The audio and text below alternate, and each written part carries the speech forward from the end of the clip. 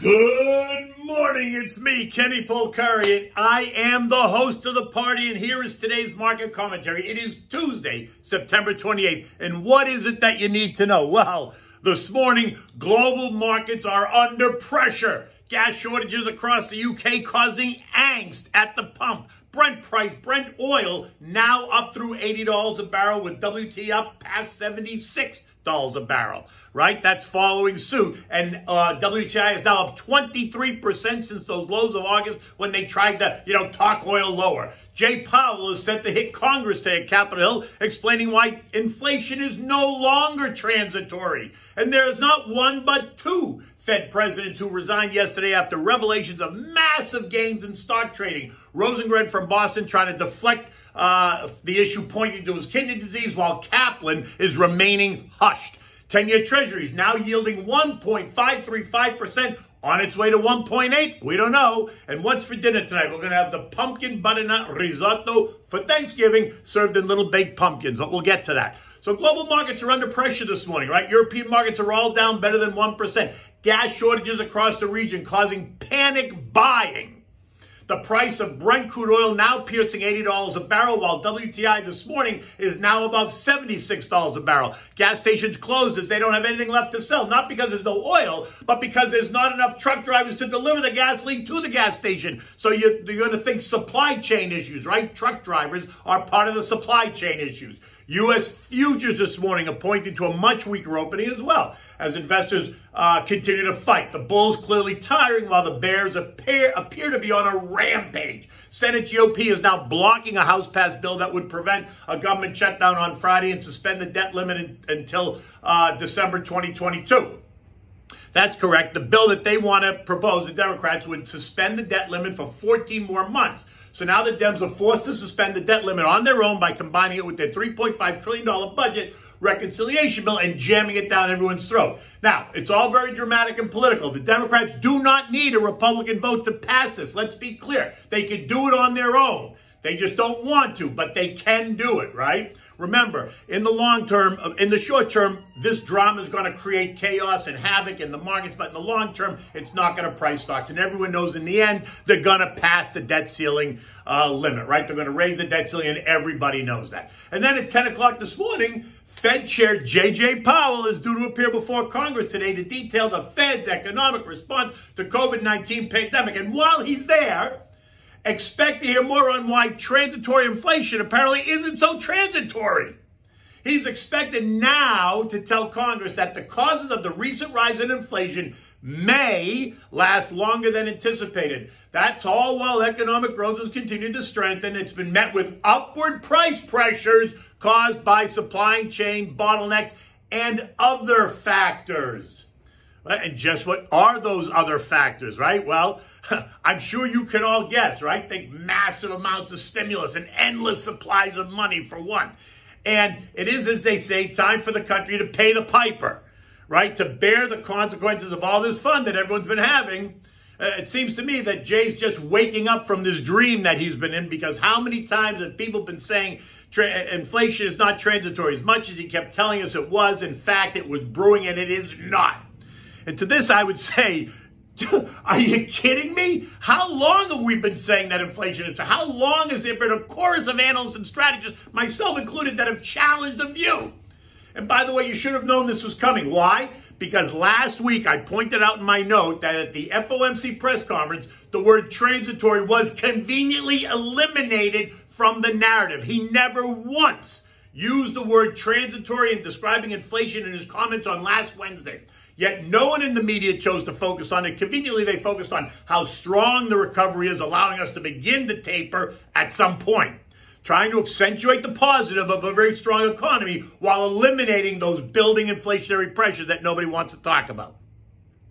And then, as if that's not enough, many are also wondering what, if anything, they're going to hear about yesterday's not one, but two Fed resignations. Boston's Rosengren, for health reasons, completely stepping away from his equity trading during his tenure at the Fed, while Dallas's Bobby Kaplan is stepping aside directly because of the Wall Street Journal front page article last week that detailed how Bobby was trading his account and racking up $1 million gains.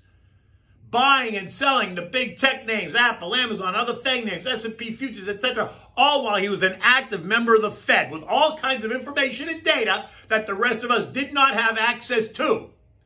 Interestingly, though, both said they would sell their stocks in individual trading accounts to stop any inquiry. But funny how that happens just ahead of a Fed taper, really? I mean, you can't make this stuff up. Who would even believe you if you tried to write a story like this and then tell it? I mean, they'd laugh at you.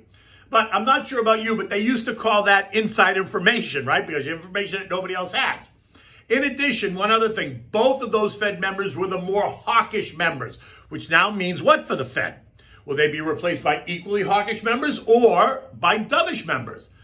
Right? All this is we're about to taper, again, which I do not think is going to happen this year. They may talk about it, and they may say in November, yeah, we're going to start, but I don't think it starts until the new year. And so it goes, right? This morning, as I said, U.S. futures are under pressure. Dow futures down 115, S&P's down 30, NASDAQ down 200, and the Russell down 6 points. 10-year Treasury yields, which spiked higher yesterday on both economic optimism and inflation fears, kissed and pierced 1.51% yesterday before settling back at 1.48. But this morning are now trading at 1.525%, on its way towards 1.6 before ending the year, maybe 1.8. The 30-year is now yielding 2.05%. 30-year mortgage rates are now back above 3%. Oh, my God, can you imagine? And this is surely going to put a cap on equities, if not force a price revaluation. The VIX is up 9.5% this morning, suggesting that it's going to be another volatile day. All this as September ends. And don't tell me you're surprised. Yesterday, stocks put in a mixed performance. The Dow added 71. The S&P lost 12. The transports were up 130. The NASDAQ lost 77, and the Russell gained 33 points as that struggle continued, right? Investors trying to figure out what's next. Economic data yesterday showed an increase in durable goods, more than expected. Capital goods ordered and shipped, both higher than expected. And that speaks to the strength of the economy, which is good. But with that comes this nagging issue called inflation, and that is causing concern. Today's eco data includes wholesale inventory is supposed to be up 0.8%, retail inventories of plus 0.5%, housing price index up 1.5%, and the Richmond Fed survey, which is supposed to come in at 10. Bitcoin and Ethereum are both lowered down about 2% this morning as the fight over cryptocurrency continues, whether it's from China, whether it's from the SEC, whether it's from anybody else that chooses to opine. The S&P yesterday ended the day at 44.43, and with futures lower this morning, we can clearly expect we're going to see it breach support again, and most likely look to test the lows of last week before the end of the month. The lows of last week, to remind you, were 4,300. Right? It broke down below the intermediate trend line, but rallied right back. And it would not be out of the question at all to see it do that again. I guess the only question now is, will that level hold this time, or will it barrel through and test even lower? Remember, I think at the moment, the path of least resistance is lower, and I've been saying that, right? Now, remember, you can text the word invest at 21,000 on your cell phone to get my digital business card. You can feel free to download it, send me off an email, a text. You can even call me. I'm always happy to engage and talk about markets, talk about concerns, planning, thoughts, ideas, something that's on your mind, right? And you know, you can follow me on Twitter and TikTok at Kenny Polcari, which are my handles. And you can get me on Instagram at KennyP1961. So what are we having for dinner tonight? So this is really a dish. I'm gonna, as Thanksgiving approaches, I know it's still a month and a half away, but ideas about what to put on your Thanksgiving table. And this is one of those perfect dishes because it presents beautifully. And actually, it's delicious, but it presents beautifully. So it's a pumpkin butternut risotto served in baked baby pumpkins. You know the little baby pumpkins, you cut the top off and you fill it with risotto and put the top back on? Okay, it's that time of year, right? You see them all over the place. Go into the supermarkets, there's pumpkins everywhere, right? It's fall, the air is brisk. You need to consider what you're going to do now for your Thanksgiving table. These are easy to make because you bake this one and it's so good to eat, right? So for this, you're going to need chicken broth, arboreal rice, butternut squash diced, 1.5 cups of pumpkin puree, not pie filling. You need puree.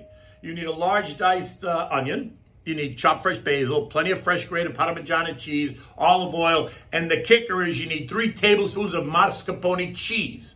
Now, For those of you who don't know, mascarpone cheese is a soft, white, almost cream cheese from the Lombardy region of southern Italy. It is the result of the culture being added to the cream skimmed off the milk when that's used in the production of Parmigiana, right? It has a consistency of like a soft cream cheese, and it's used in a variety of Italian dishes, including desserts, like the lady figure dessert there. I'm losing my mind. I forgot what it is. Anyway, it's delicious. So now you're going to preheat the oven to 400 degrees. Get that ready. In a bowl, like a glass Pyrex dish, you want to combine the rice, cut up the butternut squash, the pumpkin puree, the diced onion, and the chicken broth. You want to season it with salt and pepper. You want to mix it. You want to cover it tightly with tin foil and place it in the middle rack in the oven. You want to revisit every 10 minutes to stir it. Every 10 minutes to stir it, so you mix it all up. You don't want to smash butternut squash, though, right? It should not cook for any longer than 40 minutes max. It should be done. Now you want to remove it from the oven. You want to add the Parmigiana cheese and the mascarpone cheese along with the chopped basil. Mix it well so that it's all incorporated. Again, don't smash the baby squash, right? Now you want to get ready to serve this in the pumpkin. So here's what you got to do with the pumpkins, right? You go to the store, you buy the baby pumpkins. You cut the top off the baby pumpkin. You scrape out the insides, the seeds, and all that stuff. You place a dab of butter inside. Put them in a roasting pan with a little bit of water in the bottom of the pan and bake them in the oven for no more than 20 minutes. No more than 20 minutes. When you pull them out, let them cool. Now fill them with the risotto, right? And then you put the top of the baby pumpkin on just so it's a little bit askew.